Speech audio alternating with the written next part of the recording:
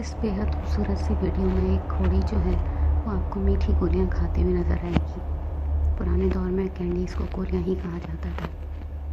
बहरहाल मौजू हमारा ये है कि देखिए आजकल घोड़े और इस तरह के जो भी पालतू जानवर होते हैं वो मीठी अशियाँ बड़ी शौक़ से खा लेते हैं, लेकिन इंसान फिट और स्मार्ट रहने के लिए मीठी चीज़ों से और मीठे अफराद से इज्तनाब करने लगे हैं। ऐसा क्यों होता है?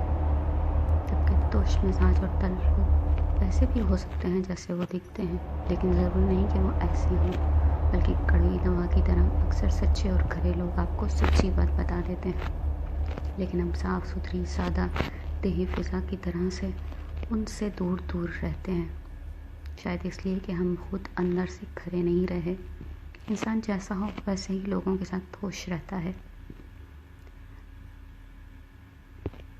Subscribe, like and share the video.